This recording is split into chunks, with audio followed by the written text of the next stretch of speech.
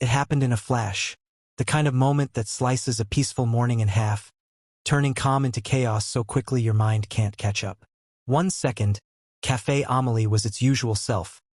The air warm with the scent of fresh baguettes, espresso machines hissing in steady rhythm, sunlight spilling lazily through the tall windows onto polished wooden tables.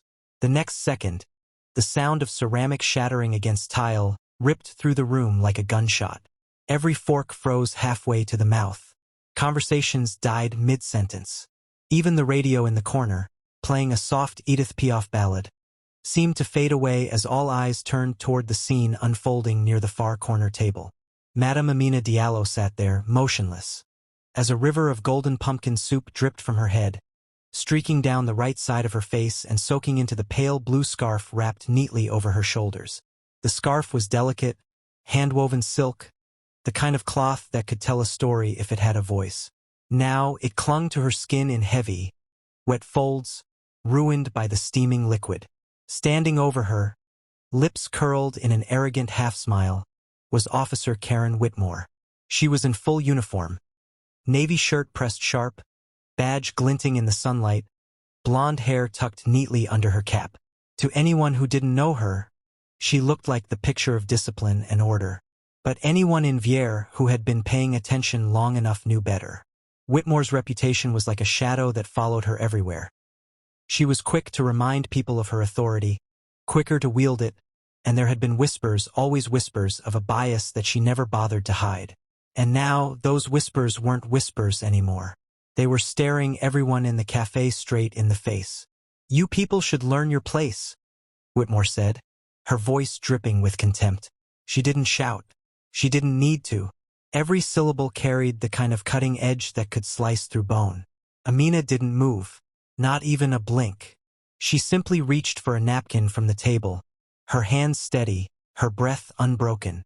Around them, the cafe's customers were statues. Some wore expressions of shock, others of discomfort, but none moved to intervene. Fear of Whitmore's power ran deep here.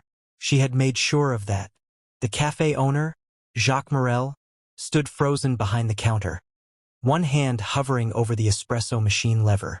Jacques was no coward, at least, he hadn't been before the day Whitmore fined his business over a so-called safety violation that mysteriously disappeared when he stopped hosting certain community meetings. Since then, he had learned the cost of being on her bad side. A young waitress, Camille, gripped the edge of the counter so tightly her knuckles blanched.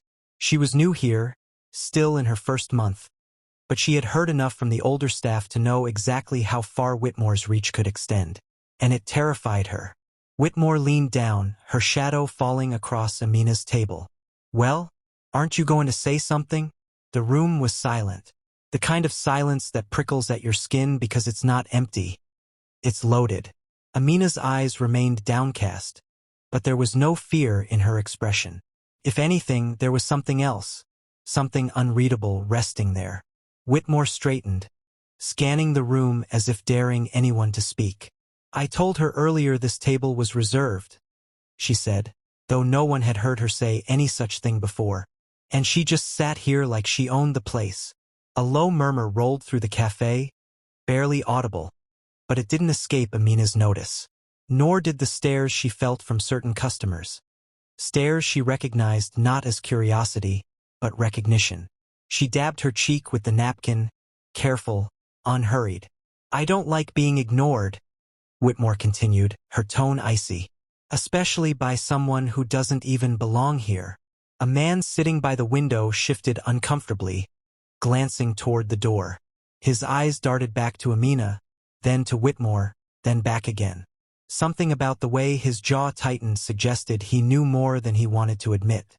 Amina finally looked up, and when her gaze met Whitmore's, the room seemed to inhale all at once.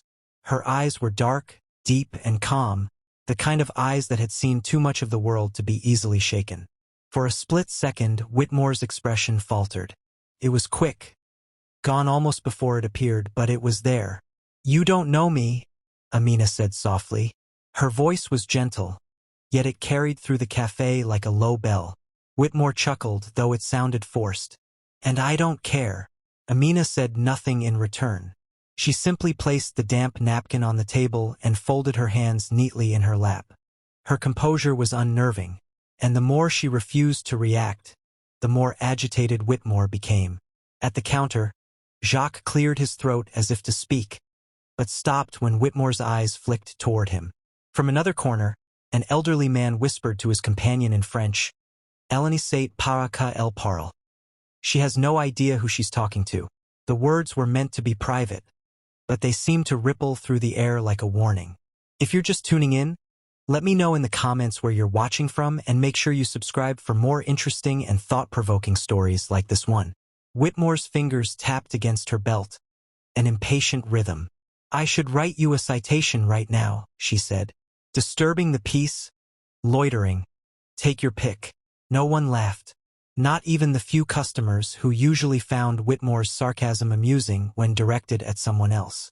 Amina's eyes flicked briefly toward the window. Outside, a car had slowed down as if the driver had caught sight of her through the glass. The moment passed quickly, but she noticed it. She noticed everything. Finally, Whitmore sighed dramatically, reaching for a napkin on the table and shoving it toward Amina. "Here, clean yourself up." The napkin slid halfway across the table and stopped. Amina didn't reach for it. Instead, she kept her hands folded, her gaze fixed, and her silence unbroken. It was only then that a strange realization began to creep through the cafe. The kind that makes you sit a little straighter and pay closer attention. This was no ordinary woman.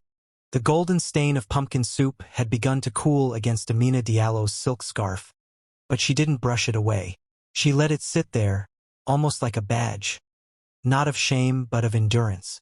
Around her, the cafe felt smaller, tighter, as if the walls had inched closer since the commotion began. Her stillness unsettled people.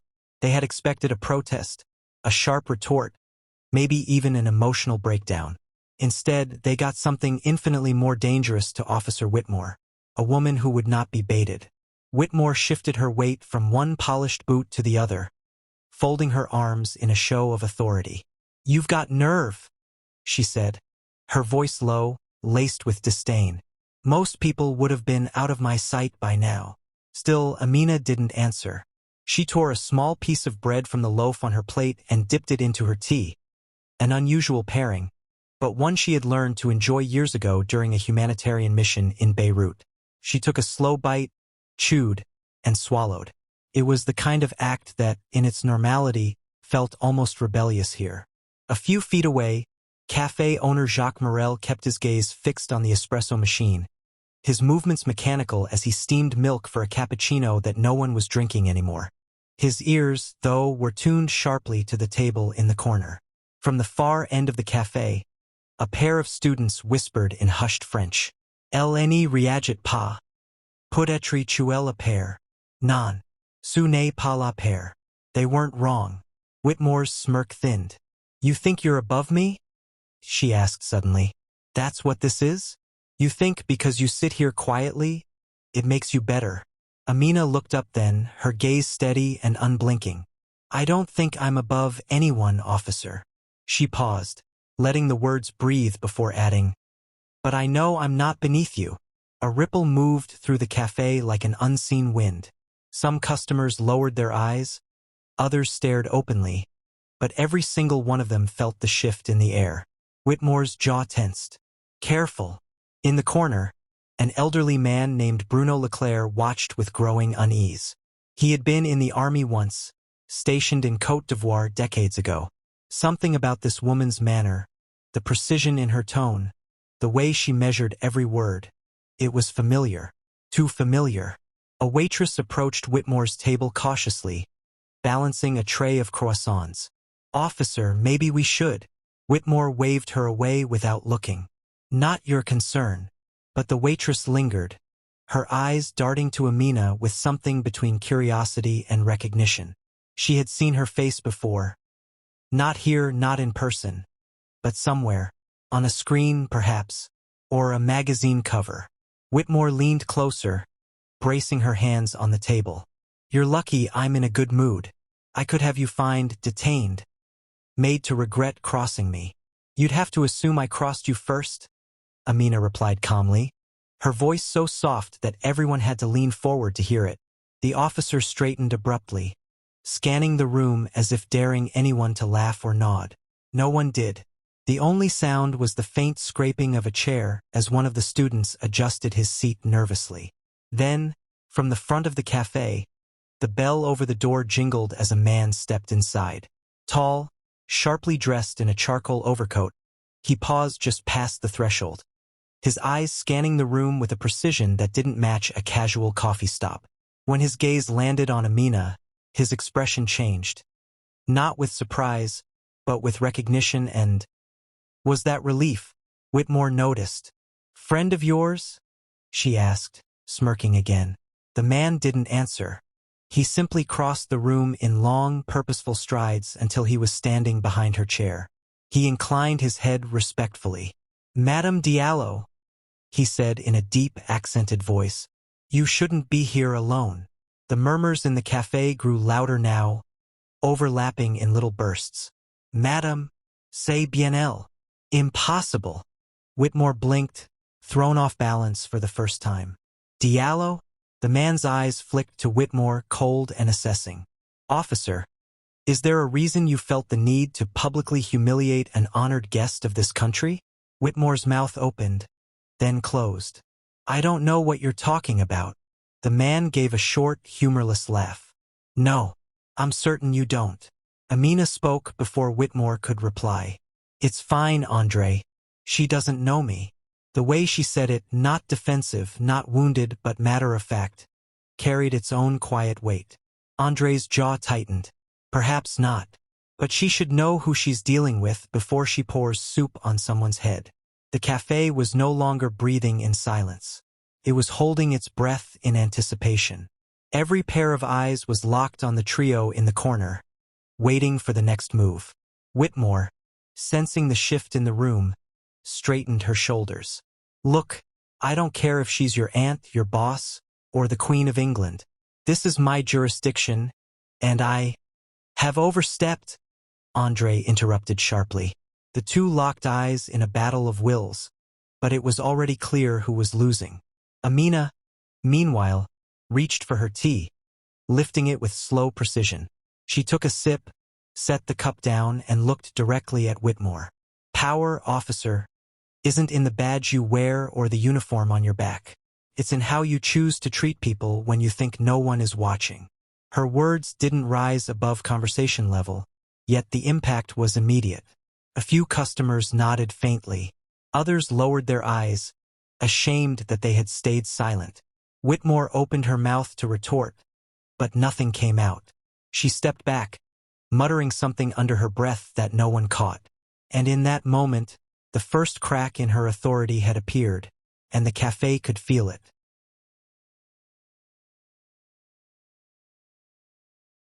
The moment hung in the air like smoke, visible, heavy, and impossible to ignore. No one touched their coffee. No one unfolded their newspaper again. Even the hiss of the espresso machine sounded cautious, like the cafe itself was afraid to break the tension. Amina Diallo sat with the same quiet poise she had held since the incident began, her silk scarf still heavy with dried soup, but her dignity untouched. Across from her, Officer Karen Whitmore stood rigid, her jaw set, her pride struggling to hold its ground against the sudden shift in atmosphere. Andre remained behind Amina's chair, his tall frame a shadow of silent authority. Everything about him, from the precision of his stance to the faint shine of his polished shoes, suggested military or diplomatic training. He didn't fidget. He didn't glance around nervously like the rest of the room. His eyes were locked on Whitmore, steady and unflinching. Whitmore forced a dry laugh. "So you two know each other. That's nice.